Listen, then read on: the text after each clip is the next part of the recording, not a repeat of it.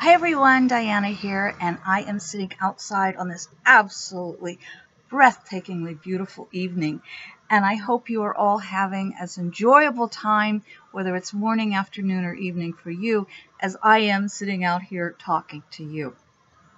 This is for the week of July 15th to the 21st, your messages, and perhaps a prediction or two. We'll see. We have something to celebrate this week, something wonderful. And we started our celebration last week. That was the soccer team, the boys' soccer team in Thai. That every single child and the coach and everyone made it out. And we blessed the man who lost his life, the Navy SEAL, the Thai Navy SEAL. Certainly our prayers are with him. And we thank him for the service he gave. This is the beauty, though, of what happens when the world comes together and says, we're here to help. So thank you, everyone who came together, everyone who said a prayer. Thank you for helping these young boys. That said, I want to say, let's remember the children in detention in the U.S., not because they've done anything wrong, but because their parents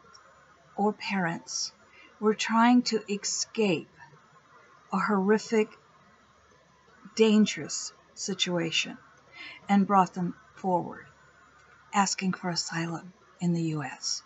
And instead of asylum, the parents and the children were ripped apart. So let's remember them, and let's get these children and their parents back together.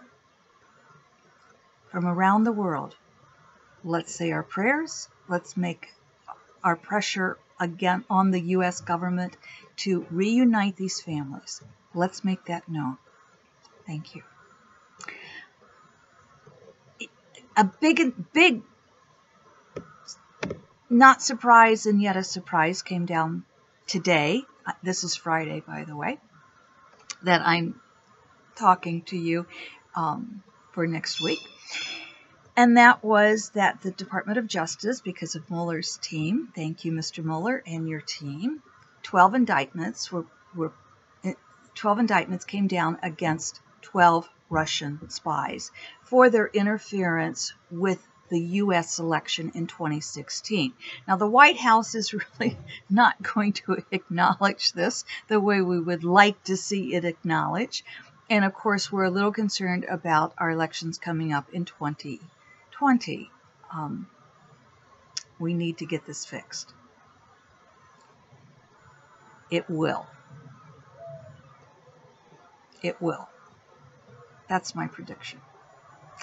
That said, I feel like as an American, I need to apologize to NATO and our allies. I also need to apologize to Great Britain, to your Queen, and to your PM, Mrs. May. Not all of us are so poorly mannered in the U.S. Many of us know how to behave ourselves. That said, I'm going to move on. This coming week, I know last week I told you something big was about to happen toward the middle, maybe probably more like the end of the week. And I feel like we've got like something is building, and it's really, really big. I don't know if it's going to come out this coming week. My sense is it's iffy. But more and more and more is building, and we're going to see that turmoil happening because of that. But we're also we'll have more surprises that aren't surprises. More is going to come. The West is going to be all summer and into the fall in danger of fires, the whole western U.S. And that's true of some mountainous regions in Asia. There are some fires or an explosion of some sort that seems to be going to take place this week, or within the next, if not this week, within the next couple of weeks. But what I want us to do is to celebrate.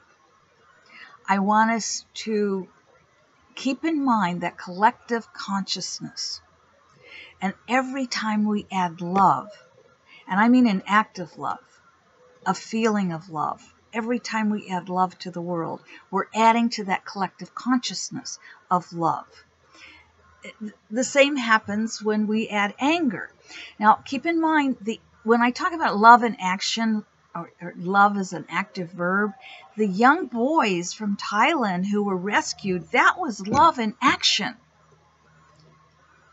I'm not talking about namby-pamby kumbaya. I'm talking about real, deep, spiritual love. And there's a quote, I may not say it exactly, Mark Nepo, who is a great poet. He said something to the effect of, the true humanitarian is about helping someone pick up a broken jar of mayonnaise in the parking lot. However, we might get our fingers cut. I think we all can afford to have our fingers cut a little bit by acts of love that we need to pass on. Please do your part this week. I want to thank all of you for coming. We're going to look at a message this week from Philip. This is my spirit guide, and we have each page is an oracle. By the way, I have a new book coming out in a couple of weeks. It's called Joy, the Art of Creating a Happy Life, and it's 52 stories and practices that you can do to make your life happier. And I hope it's going to help a lot of people. We need it because the energies are not going to get easier. The energies, my friends, are going to continue to get harder and harder this summer, which is why we need to tap into that collective consciousness of love. We need to tap into our spirit selves and stay with the love. That's not to say we don't take action against that which is harmful to us or to our spirits or to any creature or certainly to humans. We do take action, but we don't do it in anger. Daisy came up to say hello to everyone. She's been, I think you probably saw her out running around a little bit there. But anyway, back to this. And thank you for those who are just joining us here on this channel. Thank you for those who come back. Thank you for your comments. I'm deeply appreciative of them. They inspire me to do this every week. So what we do, because every page is a different wisdom, we just think left or right page, and then we just kind of flip through, and where the thumb stops or the finger stops or wherever we just open to, that's our message. And a lot of people tell me they use this book before they go to bed at night to see what the next day is going to be. I tend to use it in the morning to see what the day is going to be when I sit down and do my meditations and journaling. So, you ready? Philip, give us your message for this week. There we go. We stopped already. And I'm hearing right side, but I always read both sides for you. But here's the right side. It says, a healer does not heal. A healer lets healing take place. A healer does not heal. A healer lets healing take place. That says a lot about what we've been talking about. Because what it says to me is, again, stay in that place of love. That's the healer. If we can do that, and healing will take place. It builds up. Let me lay this down. It builds up and builds up and builds up until we have that peak, till we reach the peak, and then we have like the explosion. We have like a jump or a leap forward because we have enough people putting out the way we want to live, not the way we're seeing so much of life right now. The collective consciousness right now, there's a lot of anger, there's a lot of rage, and there's a lot of fear. There are enough of us, though, that as this builds, it will leap us forward into a greater world of grace, a world of empathy, and a world of love. So let's keep that in mind, that we're not actually the ones doing the healing. We're letting healing take place, but we have to let it take place through us. the left side says, as you see the world, so is your world. I think we've heard that one before. As you see the world, so is your world. And you know, that's so true. That's so true. Here in my peaceful backyard here, with Daisy right here by my side, my world is very, very peaceful. I will tell you, a few hours ago, it wasn't quite so peaceful. Today, when I was trying to spend the day writing, I got 5 robocalls. And I won't even go into that. But I also, I live in farmland. And so a farmer who lives not even near here bought some land that went up for auction a few years ago. And he had a crop duster come in and spray the fields. Noisy poison being dropped. So it was not so peaceful earlier. So I had to work with myself to come back and get into a place of peace. So we came outside for dinner this evening, as partly because it's so beautiful, but also just to sit in nature and allow nature to heal us from the day's stresses. Do the same for yourself. Spend some time in nature. If you don't have a back patio, go to a park. Go to a friend's.